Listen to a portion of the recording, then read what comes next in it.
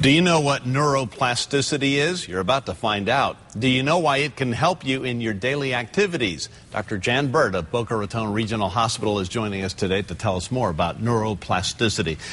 Doctor, thank you for being here. It's a big word. Can you simplify it for us? What is it? Yeah, neuroplasticity is the brain body's changes in response to learning. So as our body builds new synapses, they're constantly being created or melting away. And this neuroplasticity, this change that occurs throughout the brain, is what enables us to learn and evolve and deal with different things in our lives. How do we use it to change patterns? Well, the way we use it to change patterns is by bringing new information to the brain and by avoiding patterns that are not. Research and some work being done by a couple of my colleagues, Marla Golden and Mark Moskowitz, recently have applied it to pain, but it also applies to stress. And where we're looking at is where people who are under significant degrees of duress or stress are learning new patterns by giving them lots of new information to incorporate entire areas of their brain. How do we use it, though, to find solutions to what may seem to be insurmountable problems? Well, I think the answer there is that when we look at the whole brain, we have to realize that there are many, many different areas of the brain that help us solve problems. We always think of the prefrontal cortex, as the problem-solving part of the brain.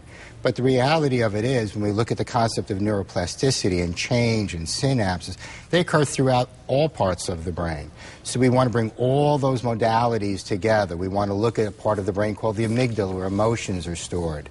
We want to create sensations and create things that will bring up for that person an ability to transform and lay new tracks that are creative, rather than old tracks which are ruminating and redundant and negative and not leading to new solutions.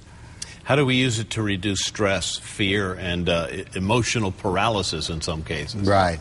I think the way that we try to get them to do that is to bring in as much of the pleasure and positive experiences in their life. We all have positive memories. We can use touch. We have closeness, our belief system. So many different areas of our brain can be drawn upon. Even a sense of smell.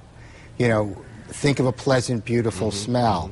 Think of being touched by a loved one, even if it's just holding the hands of an older person, or dealing with financial stresses in life. If we keep ruminating on the old track, we just get more of the same through repetition. It all seems to work together, kind of hand in hand, and you have to make it work. Well, think of the brain. It's one unit. I mean, the brain is not isolated areas.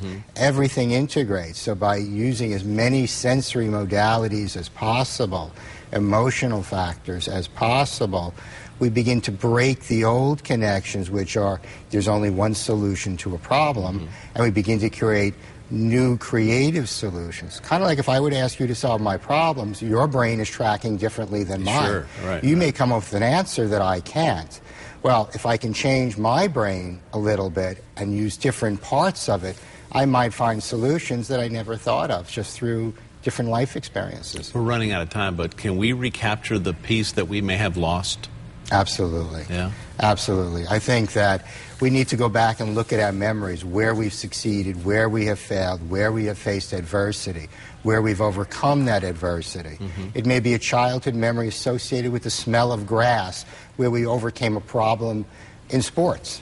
Okay. And that will encourage us to get through the financial stress that we are facing today, which we feel is insurmountable. It's good to end it on a positive note like that. Thank you.